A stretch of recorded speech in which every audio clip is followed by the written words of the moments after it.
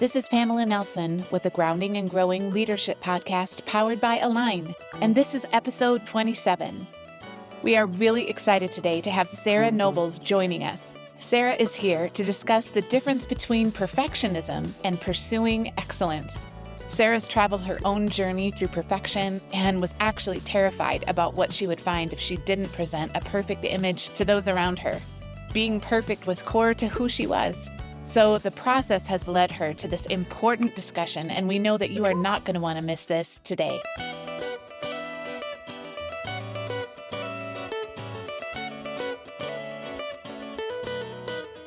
Welcome to the Grounding and Growing Leadership Podcast, where everyone is a leader and leadership starts with you.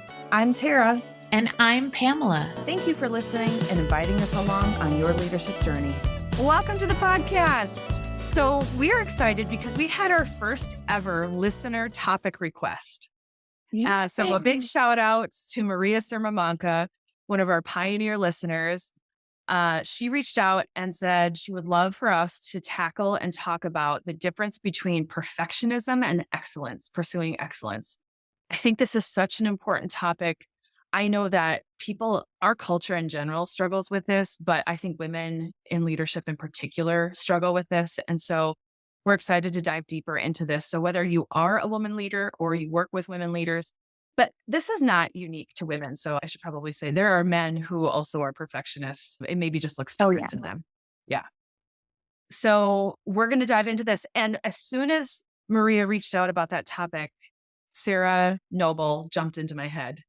Because I've heard Sarah speak about perfectionism. She's done her own work, and we are all about doing our work. And so we asked Sarah to join us, and we're really excited to have you here today, Sarah. Thank you for having me. I'm excited about it. Yeah. So I'm going to introduce you so that our audience knows who we're talking to. So Sarah has a heart that thrives on communication, personal growth, and exploration. She's carved a unique path, and I would say that it is unique in the world of financial services. While Sarah has utilized her expertise in guiding individuals towards financial freedom and security, her true passion lies in empowering women. Driven by her belief in the strength and potential of women, she's dedicated herself to uplifting and supporting them through her work. As an advisor, Sarah has championed women's growth and advancement in the financial services industry, breaking barriers and leveling the playing field for women in finance. Through her mentoring and coaching, she encourages women to seize opportunities, embrace their unique strengths, and excel in their careers. In her spare times, you can find Sarah eagerly engaging in public speaking events where she shares her experiences, insights, and knowledge. Her compelling storytelling and genuine warmth captivates the hearts of her listeners, leaving them inspired and motivated to embrace their own journeys of personal growth. And in her own words, she says, "I'm a recovering perfectionist. I'm working to live a life with balanced, healthy boundaries and more joy in the moment." The real life version of that is that sometimes my head is on a swivel. I can relate to that. And she says, "I worry about the little things. Like you, I'm a work in progress." But she's a single mama of 3 amazing teenagers and wakes up every day grateful for their messy life and the lessons she's learned through trial and error. Sarah, we are thrilled to have you join us today. It is my pleasure to be here and to talk about this topic. So we start every guest by asking about their top 5 strengths. Would love to hear your top 5 strengths and which one is resonating most with you right now. So my top strengths, you said 5, right, Terry? You want to talk about the 5? Okay. So my top 5 strengths are my number 1 is strategic. My number 2 is woo. My number 3 is futuristic. My number 4 is, no surprise, communication. And number 5 is positivity.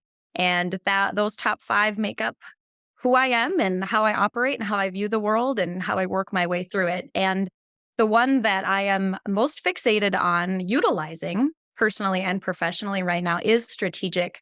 So I think I'm in my 5th year of setting a word of the year. Maybe some of your listeners have heard of that concept before. So each year, actually at the end of the year, I do a lot of praying, I do a lot of reflecting, and I set an intention for the following year. And this year's intention came to me, and it actually was intentional is my word of the year. So I think that my strategic really aligns with that word. And so I'm getting really creative around what does strategic and what does intentional mean, and how do I move, as your listeners have heard you discuss, how do I move into more of a mature version of strategic in my life?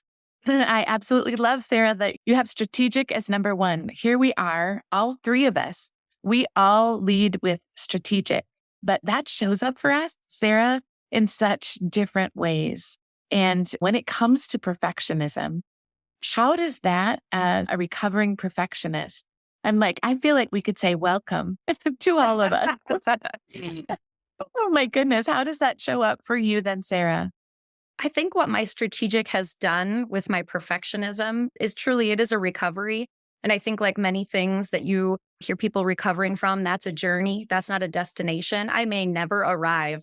I won't ever be perfectly imperfect.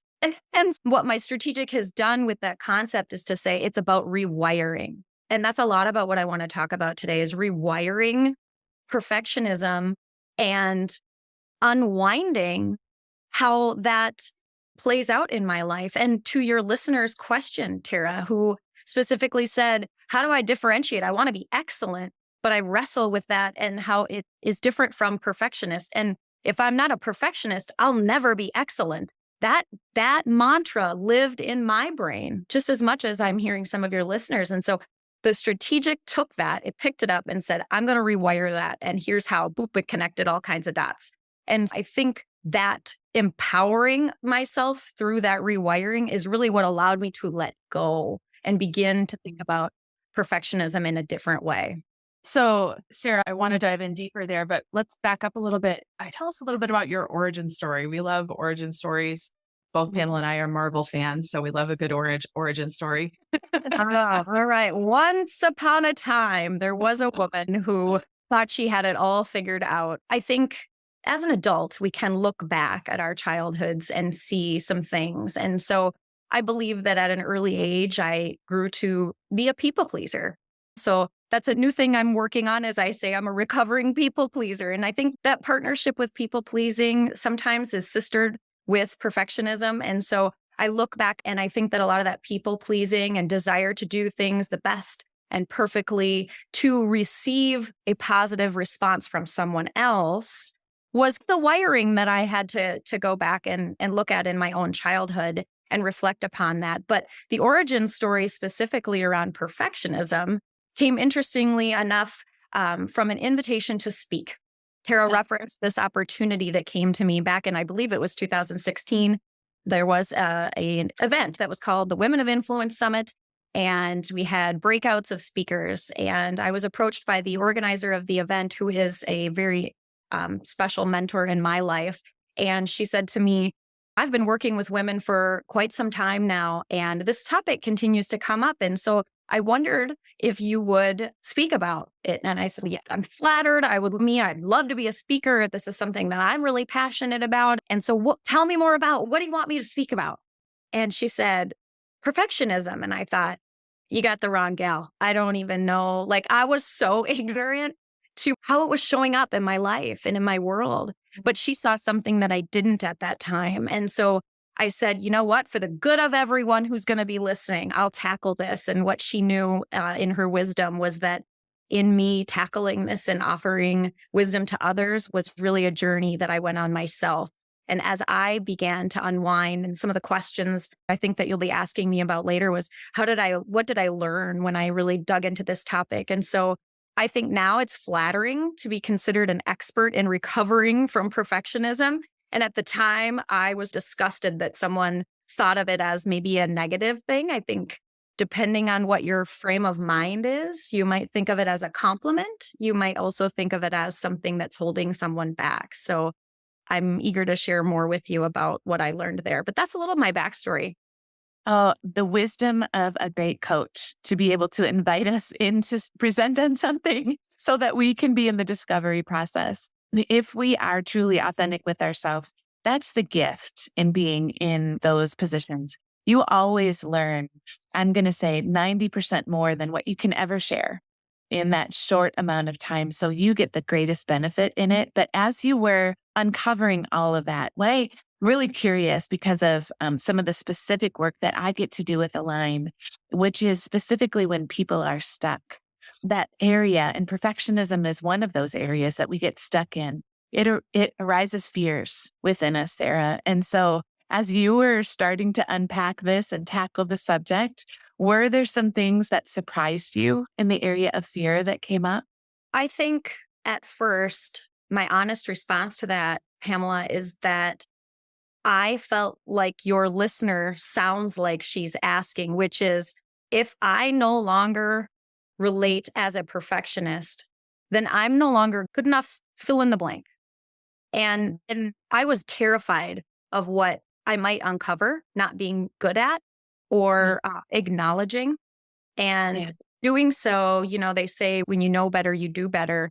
And so I was afraid of what I'd have to work on, if I'm being honest. It takes a lot of courage to work on yourself and to be open to that and to be open to your weaknesses. And I certainly thought that by letting go of perfectionism, that everyone around me would realize the true version of me, and that maybe that was something that they didn't want. And that recovering people pleaser was, again, very terrified of that perception. And I'm excited to share with you that I did learn amazing things about what letting go of this idea of perfection, and not so much letting go. I think your listeners might need to hear me say reframe a lot, because I did not want to let go with all my might. A perfectionist does not want to be truly seen. And that's a point of fear. And so I think reframing is what allowed me. And I think your perfectionistic listeners need to hear me say, I'm not asking you to not be a perfectionist right now, that there is excellence in rewiring. And when you find it, as Brene Brown would say, that's the gift of imperfection. And that's where there's really a lot of joy and freedom to be your authentic self. And when you become your authentic self, you just begin to bloom in ways that older version of you never would have been able to. So, Sarah, maybe for those listening, because and I believe you were talking about Michelle Pape, who was actually a guest of ours just a few months ago or just a few weeks ago on the podcast, was the one who asked you to speak on perfectionism. Yeah. She's tricky that way. She's good at calling us all into our areas of discomfort in order to That's grow. a talent for that. Yes, she does. You said you weren't even sure what she meant, and you were almost offended that you wouldn't want to be a perfectionist. So how did that show up for you? And how do you see it showing up for leaders? Like, how does perfectionism show up? Yeah. Wow. Great question. I remember very proudly wearing the badge of I'm a perfectionist, and I like that about me. And that's who I am, period. That is who I am. You can't change that about me. Maybe your listeners have heard even about the studies, or you've shared before about fixed mindset versus growth mindset. I had a very fixed mindset. That was who I was. And there was nothing that I could do about it but to embrace it and hang on even tighter as a perfectionist and just lean into that, right? The thought that she would say, would you be the one to speak about it so that other women could learn? And she left it so broad in a way that she didn't have any judgment attached to it. But when I began to research, that's when I realized that there's a scale. And I'm using my hands. Your listeners can't. I speak with my hands a lot. I'm sorry. So there's this scale, right? The idea that you can be excellent is just not good enough for a perfectionist. And so we tip the scales to what becomes unhealthy. And one of the studies that I read a lot about, and I love her work, is the Brene Brown. I talked about The Gifts of Imperfection, her book. And for me, I needed some sort of a baseline. How do I know if I'm being excellent or a perfectionist? And I did not know. And I think that's something that's very common. And what I learned through my study was that when striving to be a perfectionist, you'll find these little pieces of evidence of unhealthiness around you. And she identifies those in her materials. And I would love to just share for a moment, if you don't mind, what she talks about. So she talks about the difference, and I can give this to your listeners as well. But she talks about the difference between healthy striving and perfection. And it's okay to have healthy striving. It's okay to want to be excellent at something. That's not inherently bad. But when we go to the extreme of perfection is when we begin to see those unhealthy tendencies coming up, like self-sabotage, feelings of inadequacy. When you start seeing like evidence of that, then you're like, ooh, I tipped the scale. When you become really inflexible, you become very rigid around what has to happen. And when things start to become more harmful than good, even in my home life, if I could give a personal example, that might be, I shared in my speech, I talked about how my daughter was just learning to help with chores. She was probably around the age of 10 or so. And she was so eager and so excited to get to help me. And she wanted to help me fold clothes. And so she began folding these clothes. And I was like, I don't know if I can even watch this because it's not being done the way that I want it to be done. And it doesn't matter my why. That's how I wanted it. And I felt truly almost needed someone who really struggles with perfection. There's like this fanatical like dedication to the way that you do things, like loading the dishwasher. I also joke about that. The toilet paper, over, under, those are all things that for you, they have to be a certain way. So I watched idly from the side as she began folding this laundry, just not to my standard at the time, not to my inflexible, very rigid, one way only standard. And so when she left the room, I paused and I thought about it. So I knew exactly what I was doing, and I dumped it out and I started over. And all I can remember, because I hadn't gone through any of this process at this time, is that felt wrong. That felt like it was more harm than good, but I still couldn't really help myself. And I didn't have the tools necessary to reframe or unwind or change my opinion. I just knew I needed it that way. And so I tell that personal story to say, you'll see evidence around you when you've gone too far, when you push the boundary of excellence to perfection, you've set an impossible standard. And I think to your point about leaders, these are the evidence that you see with your team. Inflexibility. You don't allow failure. There's only one way. It's very rigid. And it really stifles growth, your growth. I learned my growth. Even when you think maybe that's about others, it stifles your growth, because if there's only one way to do it, then guess who has to do it every time? You. And so you don't allow yourself to really grow in your leadership journey if you're always doing the work rather than leading. And so I think what I have been able to focus on as a tangible way to figure out if I'm behaving with excellence or perfection is to look around me and see, who is this affecting? How is this hurting or helping them or myself? And catch myself by looking around me at my environment. That is so powerful, what you just described. And also what I'm hearing you say is that the perfectionism chose for you. You think that you're making a choice to be able to go in then and redo the laundry or whatever it is, but it is this driver that is choosing for you. And so you actually are paralyzed and enslaved by something which is a standard that has become a label. My name is Sarah and I do things perfectly. And it becomes more of who you are, as opposed to, I'm Sarah and this is my value. This is who I show up as. And I like to do it excellently. And I want to empower someone to do this. What I'm also hearing you saying is that as we identify strengths, we're taking these tests and things, but who we are as a valuable human is not up for question. And learning in our strength or learning in our excellence or diligently going toward this path is the path that I'm on. But I get to serve with people who have been created to make an impact on the world, and they do it this way. My value is not up for question. How that plays out is how I'm grounding and growing. Mm-hmm. So I love that we're talking about identity, because we can over-identify with things that we do or even with our strengths. So Yes. we're careful to say I lead with strategic rather than I am strategic. Mm-hmm. Yeah. Because strategic isn't all of who we are. It doesn't adequately or accurately describe who we are. But also, just a reminder for everybody listening is that our strengths are in a continuum from raw to mature. Right. And when certain strengths are raw, perfectionism is absolutely one of the outcomes. So, Sarah, if you don't mind me just pulling a few of your strengths, be contributing to how you view perfectionism. I have perfectionism in other ways that, but strategic is always asking what if. And so we all three of us probably can struggle with that. And it can become anxiety produced because we're trying to prevent what might happen. We're trying to prevent something from happening. We're trying to prevent the train from derailing in some way. And it's funny what our minds can connect around, from folded laundry to chaos in the morning to I no longer have a routine. Our brain can catastrophize Mm-hmm. from one small thing. And so having control over the smallest things sometimes helps strategic feel good because it assuages that need. Hey everyone, this is Tara. You know how some podcasts will pause in the middle to give you an advertisement or a word from their sponsors? Well, we don't have sponsors, but we do have an important opportunity that we want to share with you.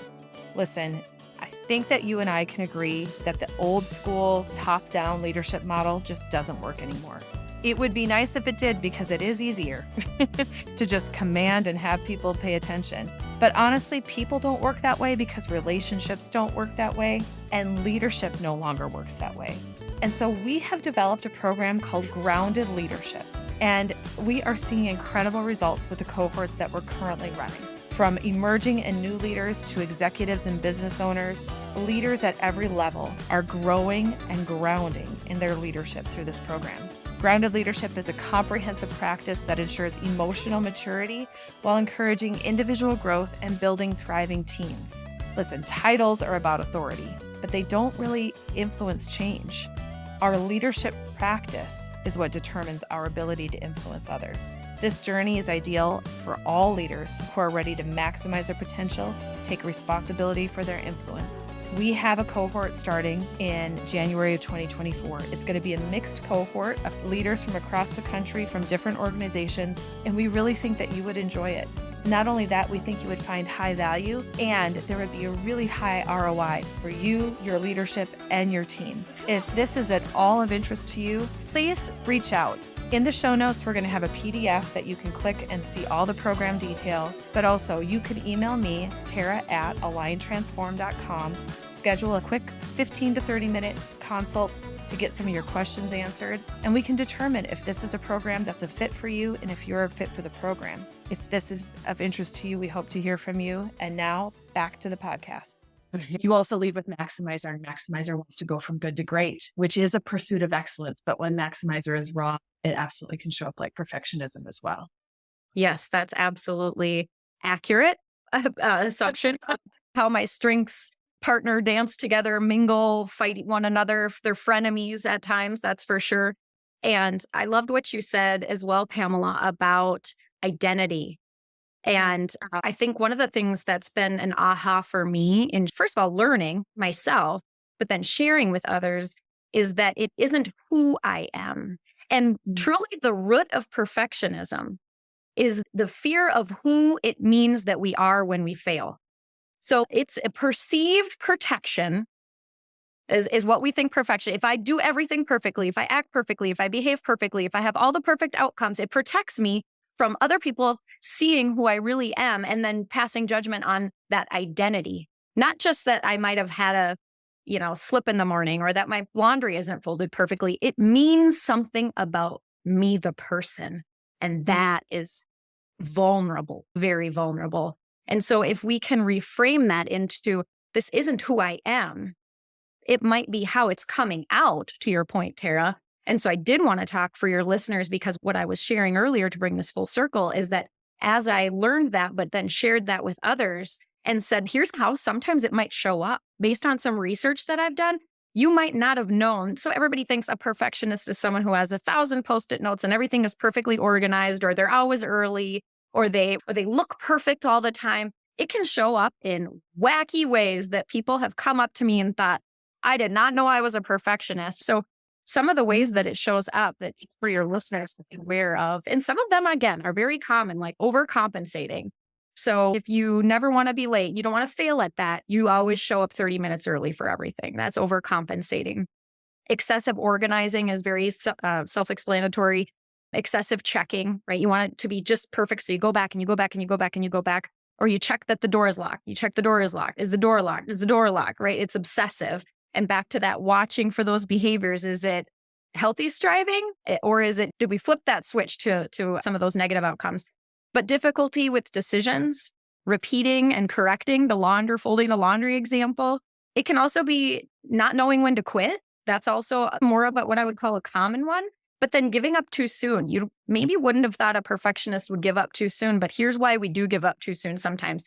We don't want to fail. We think we might, And so we'd rather not try, or we quickly give up. I don't want to do that. Rather than I might do it and not do it perfectly. And I don't want people to see that.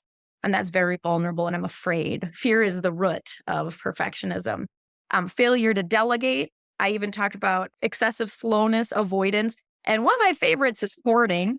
I have caught myself hoarding books and getting I want it to be perfect. So I'm going to do all the things to try to avoid or get ready for, or utilize that strategic to plan all of these things out. So it shows up in ways that people might not anticipate. And I think those are good awareness points as well.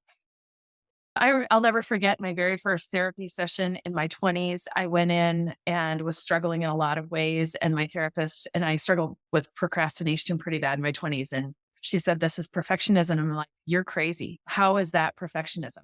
But it is because of the fear of failure. And I feeling like, why would I even start if I don't know if I can succeed? And so sometimes even if you have team members who are procrastinating or who struggle to get started, that there can be a root of perfectionism. Sarah, we're going to have to continue the conversation into a part 2 because there's so much more to unpack here. I really want to explore in the next episode. I think you've clearly established that perfectionism's root is fear. And I just want to assert that I wonder if the pursuit of excellence's root is security and love. And if that is the difference, the motivating difference between perfectionism and excellence. So would love to continue that conversation here in a part 2. Thanks everyone for listening. All of the resources that were quoted today are going to be in the show notes.